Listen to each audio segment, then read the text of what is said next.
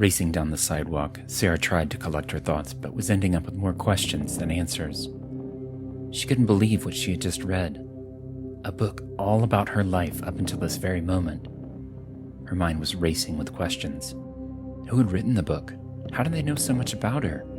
And, most importantly, what did Volume 2 hold? And then there was her ex. The one she'd thought to be long gone, dying in that tragic accident what seemed like ages ago now.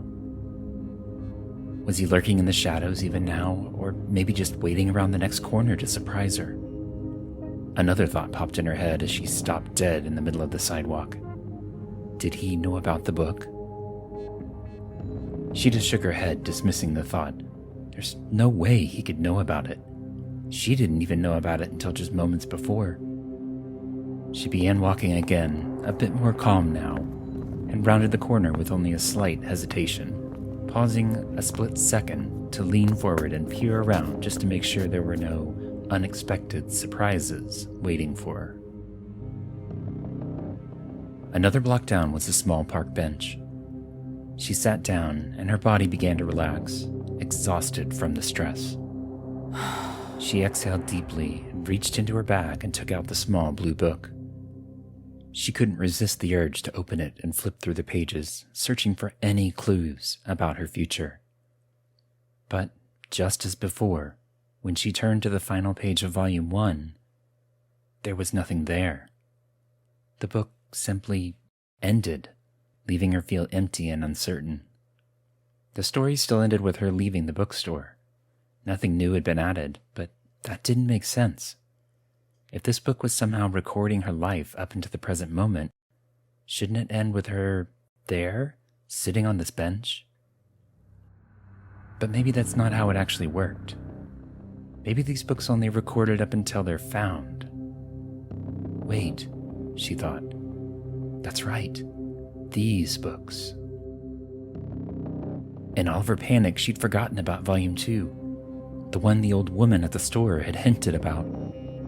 Determined to find answers, Sarah made her way back to the bookstore, hoping that the old woman would still be there and have some insight for her.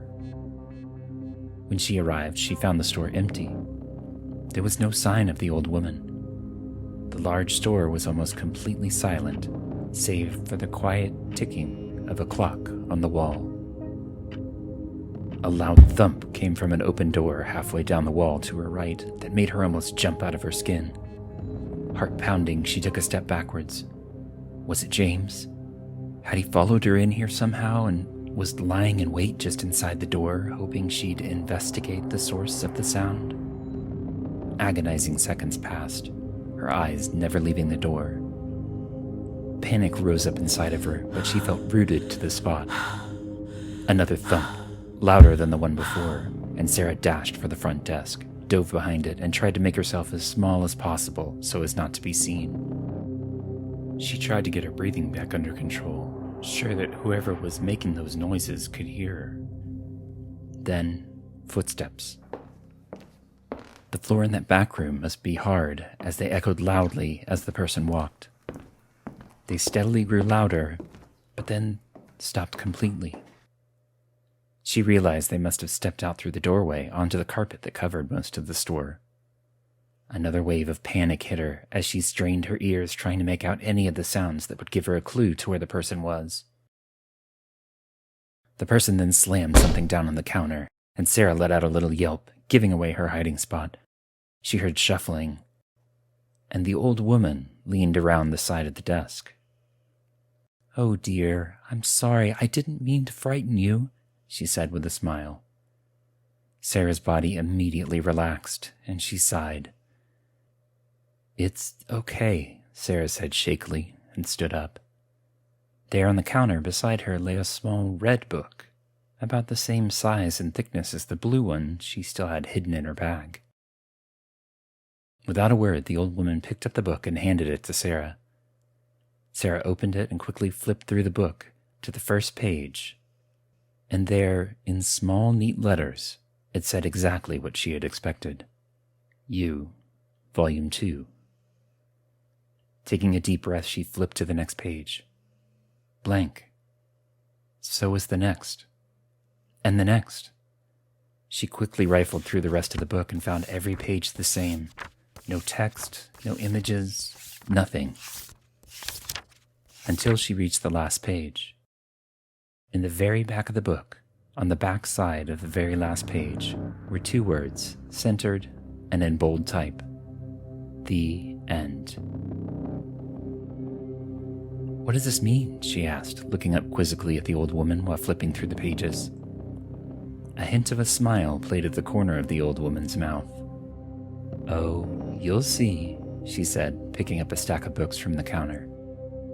She turned and walked back towards the back room she had come from without another word. Sarah was left alone in the store again, the silence beginning to press in on her. Sarah dashed out from the store, turned the corner, found the now familiar bench, and sat down. What does it all mean? She had always believed her life was predetermined, that she was simply a passenger on a path that was already laid out before her. But was it?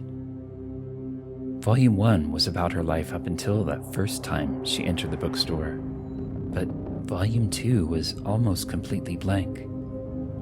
Did that mean our future was yet to be written? That it could change? Sarah looked down at the book in her lap, opened to one of its many blank pages. Well, maybe I can write my own destiny then, she thought. With shaking hands, she pulled a pen from her bag and wrote in the book. She wrote about her dreams, her hopes, her deepest desires. And as she wrote, she felt a sense of empowerment wash over her. Something was changing. She could feel it. For the first time in her life, she was in control. Days turned into weeks, and weeks turned into months. And with each passing day, Sarah found herself writing more and more, filling each of the pages edge to edge. She wrote about love and happiness, and about adventure and excitement. She wrote about the life she had always wanted. Late one night, she was in her favorite coffee shop near her home. She had begun to outline what she planned to write, almost treating it like a work of fiction that, if the recent past had proved anything, it had proved that whatever storyline she could come up with would come true. There did seem to be some limitation to its power, however.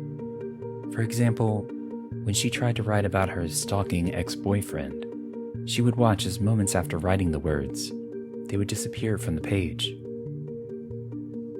She glanced at her watch and, noticing that it was quite late, gathered her notes and shoved both them and the small red book into her bag. She gave a polite wave to the woman working behind the counter and pushed through the door out into the cool night air. Lost in thought, her mind shifted into autopilot to get her home. Suddenly, she heard footsteps behind her, growing louder. She turned around and saw a man standing there, a man she recognized all too well. It was her college boyfriend, the one she thought had died. But before she could react, he lunged at her, grabbing her by the arm and pulling her into an alley. He told her that he'd been watching her for years and that he wanted her back. She tried to break free, but he was too strong. As she struggled against him, that same panic from the bookstore rose up inside of her. Then she remembered the book. Acting on reflex, she jammed her knee into James's stomach, momentarily freeing his hold on her. She took advantage of the break and, scooping up her bag, raced back down the alley towards the main road. It was late, but she managed to find a store that was still open and slipped through the door quietly so as not to give her location away. Sarah dove behind the closest counter. With trembling hands, she pulled out the small red book from her bag and opened it to the next blank page. She knew it probably wouldn't work, but she had to try anyway. She wrote that her stalker would let her go and leave her alone. But again, the words faded from the page. But this time, they were replaced with an almost photorealistic image of James's face, a menacing smile on it. Before she could even think about what had just happened, the door to the store slammed open. He found her. She could hear his heavy steps coming closer. She cursed, realizing she shouldn't have just chosen the first hiding spot she saw. She began furiously writing in the book, practically begging it to do something to help her. But each time, all that remained was James's face. That cold smile chilling her to her core. In a second, he was on top of her, grabbing her wrists and trying to hold her down, the entire time chanting, "I love you," like it was some kind of mantra. He slammed one hand down on the floor, the one with the pen in it, and the sharp point of it stabbed into her palm. Blood welled up around the wound as she struggled and screamed for help. She desperately clawed for the book, but it remained just out of reach. She tried to hit him with her knee again, but he dodged it, shaking his head. Panicking, she pulled his arm closer and sunk her teeth into it, biting down hard, feeling the skin break. James howled in pain and jumped back, freeing his arm from her mouth. Now was her chance. She dove for the book, smearing blood from her wounded hand across the pages. By then, James had recovered, though. Blood still dripping from his arm, he reached for her legs to pull her back. The book began to slip through her fingers and she clawed at the pages, trying to pull it with her. Then James screamed and fell backwards, his hands over his face. When he took his hands away, blood dripped from a new wound. A large slash that ran diagonally across his face, deep enough to have split his eye open and cut his lower lip almost completely in two. Sarah looked down at the book and realized that, in her panic, her nails had traced the exact same line through the image of James's face. The blood. It had to be the blood. James yelled with rage and once again advanced on her. On instinct, she scraped her nail across the bridge of the image's nose and watched as James's nose split open, blood from the open wound dripping down into his mouth and onto the floor. But somehow he still advanced. Knowing there was no other way out, she quickly dragged her nail across the neck of the image, and a large gaping wound opened across James's neck. He grabbed at it, trying to stop the blood from escaping, but it was too late. He collapsed in front of her, a large pool of blood seeping out from underneath him and staining the carpet red. It seemed like hours passed before she finally saw red and blue lights flashing in from outside. Police and paramedics rushed in from outside, ushering her out towards the open doors of an ambulance, the book clutched tightly in her hands. As they wrapped her in a blanket, she turned the book over in her hands, the cover now stained from the blood. She ran a finger slowly along the spine, smearing the blood already on the cover. "And now," she whispered with a small smile, "the future."